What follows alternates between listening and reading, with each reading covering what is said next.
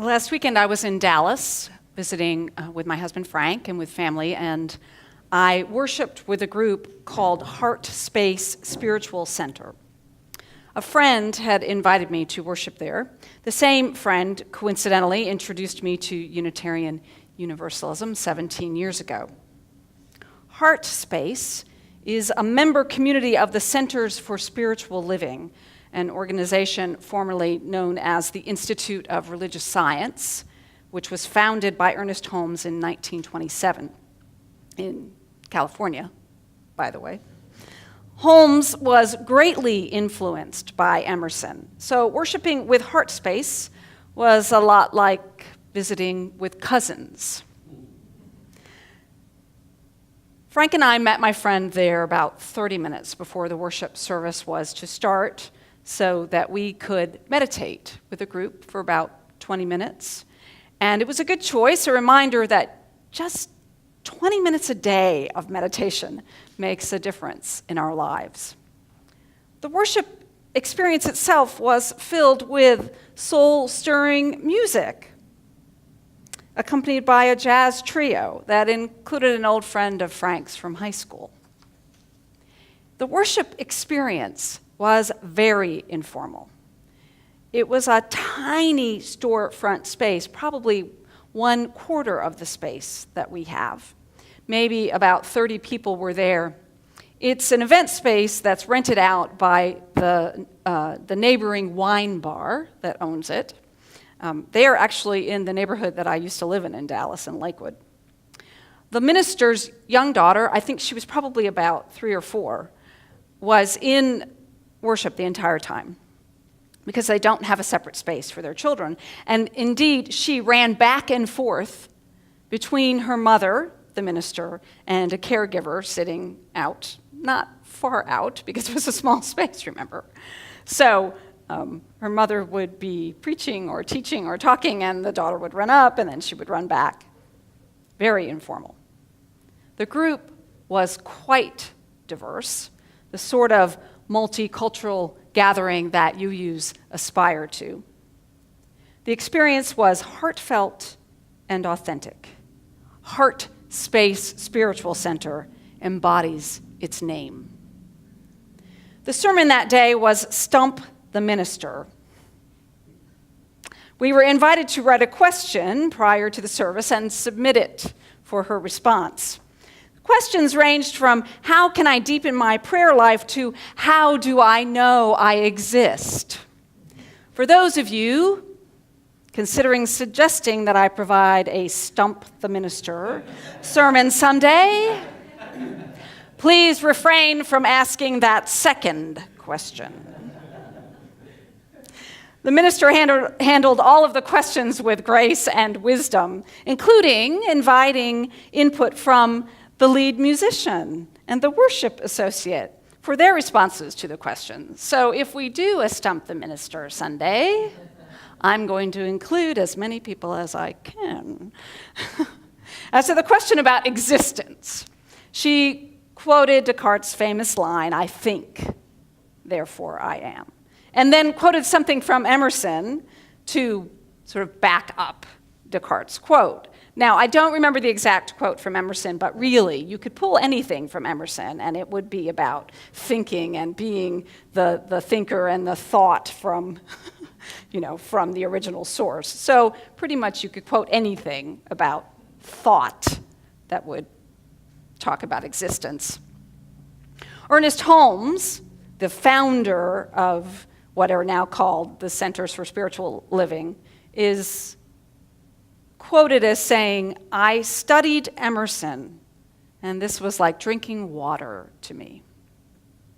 Read the statement of belief that Holmes wrote in 1927, or the updated statement of belief at heartspacedallas.org, and you hear Emerson's influence. "We believe that heaven and hell are not physical places to which we are sent by God, but describe states of mind. God is unconditional love and would not create life to destroy or condemn it. When we tap into the energy of abundance and peace, we are in heaven. When we perceive separation from God, we experience hell. That's our cousin, a religious descendant of Emerson, expressing a very specific belief about God. Many of us here might agree with that statement, and yet we choose Unitarian Universalism. Of course, many of us agree with that statement in principle only, but would remove the theistic language. As we explore this year's theme, People of the Books, toward a Unitarian Universalist identity, we can ask ourselves many times over, why do I continue to choose Unitarian Universalism? One possible answer is that we are Unitarian Universalists in order to be part of a prophetic congregation. A prophetic congregation chooses to bless the world with acts of social justice. We choose Unitarian Universalism because we feel strongly that we have a responsibility to work with, however we define the holy, to create heaven here and now. The Reverend Meg Riley writes, many Unitarian Universalists would abandon the idea of prophetic entirely. I have heard UU speak instead of congregations that are bold or visionary or relevant or vital or justice-seeking. She says, I like all those words, but I like prophetic more because of its relationship to time and possibility. It draws from a place deep in our past and casts our vision around the corner into an unknown future. Our second source, Words and Deeds of Prophetic Women and Men, which challenge us to confront powers and structures of evil with justice, compassion, and the transforming power of love, our second source, invites us to embody a theology of interdependence, no longer satisfied with a faith tradition that merely defines our individual response to the holy. Many choose Unitarian Universalism to join in community as the prophetic church. We choose this faith in order to cast our vision around the corner together into an unknown future that we help create. Emerson defined the poet-prophet as an individual who creates the future with words, opening each generation up to a new interpretation of reality. It would be inaccurate to associate Emerson with the prophetic church, however. Early on in the debate about slavery, Emerson is quoted as saying, "Does he not do more to abolish slavery who works all day steadily in his garden than he who goes to an abolition meeting and makes a speech?" Emerson's statement, similar in ways to Gandhi's "be the change that you wish to see in the world," is an emphasis on the individual, which still permeates American culture. Unitarian Universalism and our cousins at the Centers for Spiritual Living. Eventually, Emerson joined the abolitionist movement, but he was criticized in his own time for coming to the movement somewhat late. He has also been criticized by historians who see in his thought an emphasis on personal spirituality that ignores a connection to the wider community. Emerson's gift to Unitarianism in the 19th century was to provide a living language designed to awaken the individual's inner life. It is a gift that was not limited to our religion, but that extended to the whole of American culture. We have to turn to another theologian in another century to take the individual further into community and into a deeper sense of what it means to be the prophetic church. 20th century Unitarian theologian James Luther Adams wrote, "The prophetic liberal church is the church in which all members share the common responsibility to attempt to foresee the consequences of human behavior, both individual and institutional, with the intention of making history in place of merely being pushed around by it. Adams critiqued 19th century Unitarianism for its avoidance of a theology of evil and its inability to adequately name sin. The notion of the continued progress of humanity needs to be tempered with what Adams identified as the tragic factor of history. We must be careful also about our tendency to idolize the individual. Be the change you want to see in the world can lead to a bunch of individuals expressing their individual opinions about the change they each want to see. Without community and working out effective social change in conversation with partners and allies, our social justice efforts fall flat. Yes, be the change you want to see in the world, but also rise up together as one and be the change that we hope to see. Rob Keithan writes, in U.S. society and perhaps within Unitarian Universalism especially, our pursuit of transformation tends to overemphasize one of two extremes. Either we concentrate on personal change without much regard for larger social factors, or we focus on changing society without paying sufficient heed to our individual lives and needs. Because ours is a religion of deeds, not creeds, we have a tendency to overemphasize doing over being. It is covenant that can call us into balance as a prophetic congregation that recognizes the need for both reflection and action. It is covenant that gives us the theological grounding to find the balance between the two extremes that are embodied in our mission statement and heard this morning in words by Mark Bellatini. When the machetes of injustice tear apart the fabric of the nation and the world, I speak up. When the sunset resembles purple and orange vines entwined like lovers, I sigh in silence. Unitarian Universalists speak up and sigh in silence. This is not an easy faith to have. We reflect and then we act.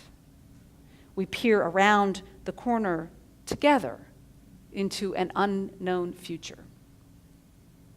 We are more than a collection of individuals on our own spiritual journeys. The covenant is how we create what becomes the more in our gathering together. Unlike the Centers for Spiritual Living, we do not have a statement of belief. We have a covenant. The first covenants were political treaties in the ancient Near East, dating as far back as the 4th century BCE. Consequences for breaking covenants were clearly stated in the covenants themselves. These ancient political covenants were kept in shrines and holy places because ancient peoples saw the gods active in human history. These covenants may have been enshrined, but they were also political promises between groups of people to define territories and to maintain agreements. According to Reverend Burton Carley, minister of the First Unitarian Church of Memphis, the Hebrew people took the political covenant that came before them and elevated it into another dimension. They used covenant to describe the divine human relationship, thus imparting to it a deep theological and moral significance. We can trace the roots of our covenantal faith to the Protestant Reformation and how it influenced one English minister to lead his people in the development of a congregational covenant. This congregation and others like it who wanted to further remove Catholic elements from the Church of England became known as Puritans. We can trace the roots of our covenantal faith to these Puritans and those among them known as the Pilgrims. We can also trace the roots of our covenant to the Mayflower Compact, a document written because walking together, being in covenant with each other, is often very difficult. The Mayflower didn't carry one happy band of pilgrims covenanted to walk together as friends. Only half of the group came from one congregation who had escaped religious persecution in England, spent some time in Holland, and from there headed to America. This was the group we call the Pilgrims. The others on the Mayflower were people the Pilgrims called the strangers, because they were not from their congregation. Trouble arose when the ship was unable to land at their intended destination, and the two groups found themselves at odds with each other. The Mayflower Compact, a covenant, was designed by the leaders of the two groups to create a civic structure that recognized they needed to walk together in order to survive. In this covenant can be seen the beginnings of democracy in America. It was the Puritans of Massachusetts Bay Colony who came after the Pilgrims, who gave the next historic covenant in America. The Cambridge Platform of 1648 summarized the elements of a congregation's covenant, and it continues to be the foundation of our covenantal faith today. Much has been written about the lack of a cohesive Unitarian Universalist theology because we do not have a binding creed or a statement of belief like our cousins, the Centers for Spiritual Living. We do not ask you to sign a belief statement when you sign the membership book. We ask you to covenant with us, to walk with us in the spirit of love and with mutual respect. This is the teaching of our religion. You might even call it our theology, the covenant. This promise that we make to dwell together in peace, to be guided by love, to seek knowledge in freedom, to respect each other, to join in meaningful action, to use the democratic process to affirm the dignity and worth of every human being. This promise, this evolving covenant, binds us one to the other and to that which calls us out of ourselves. Our covenantal theology is essentially a theology of interdependence that calls us to be the prophetic church in a broken and hurting world. It probably really isn't that much of a coincidence that the same friend who introduced me to Unitarian Universalism invited me to experience worship with her at the Heart Space Spiritual Center. She and I have always been spiritual seekers together, drawn by the words and deeds of prophet poets like Emerson, Thoreau, and yes, Ernest Holmes. I have cast my lot with Unitarian Universalism, not just because it is important to understand the role of the prophetic church in making history in place of merely being pushed around by it. I am a Unitarian Universalist because ours is fundamentally a theology of interdependence. Ours is a religion that both nourishes our souls and calls us to bless the world. May it be so, and amen. We are the Caneo Valley Unitarian Universalist Fellowship. Our mission is to nurture spiritually courageous people who transform the world through justice and compassion. Like us on Facebook, check out our website at CVUUF.org, or come visit us. See you soon!